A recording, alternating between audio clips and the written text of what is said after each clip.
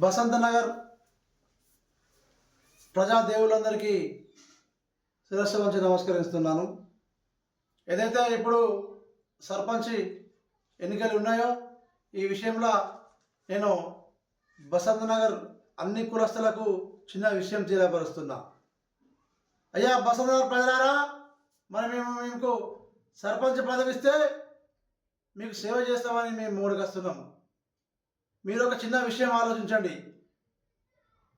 బసంత్ నగర్లో మరొక 30-40 కులాలు ఉన్నాయి. ఇందులో మేజర్గా ఒక 25 కులాలు మేజర్గా ఉన్నాయి. మరి బసంత్ నగర్ ప్రజలారా, మరి పద్మశాలి సంఘం కావచ్చు, యాదవ సంఘం కావచ్చు, ఎస్సీ మాదిగ మాల కావచ్చు, గౌడ కులస్తులు కావచ్చు, ముదిరాజులు కావచ్చు, వైశ్యులు కావచ్చు, వడ్డెర సోదరులు కావచ్చు, విశ్వబ్రహ్మణ సోదరులు కావచ్చు, మైనారిటీ కులస్తులు కావచ్చు, రజకులు కావచ్చు, బుక్కయ్యవార్లు, టప్పయ్యవార్లు, శ్రీ వైష్ణవులు, వీళ్ళందరూ ఒక కులానికి చెందినవారే.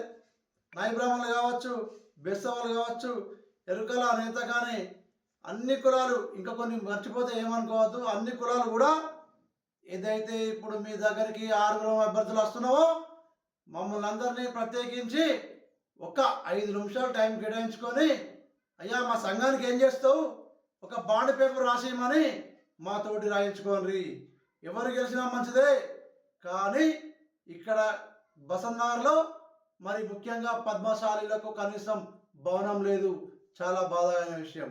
మరి వాళ్ళ ముదిరాజులకు కులసకు సంబంధించి పెద్దమ్మ గుడి లేదు, వాళ్ళకు సంఘం భవనం లేదు. అది కూడా చాలా విషయం. అట్లే కోమాట్లకు కావచ్చు, నా ఉడ్డర కులసులకు కావచ్చు, ఇట్లా ప్రతి కులానికి, నా బీసీ కులాలకు కానీ అగ్రవర్ణ కులాలైన ఏ కులమైనా అన్ని కులాలు సమానమే. మీరు ఒక 5 నిమిషాలు కేటాయించి మా అభ్యర్థులతోటి మీ సంఘం సంబంధించిన పనులు, సమస్యలు ఏం చేస్తావు, ఒక బాండ్ పేపర్ రాయించుకోవాలని మనస్ఫూర్తిగా శిరస్సు వంచి నా బ్యాట్ గుర్తుకు ఓటేయాలని, గెలిపించాలని కోరుకుంటున్నా. ధన్యవాదాలు.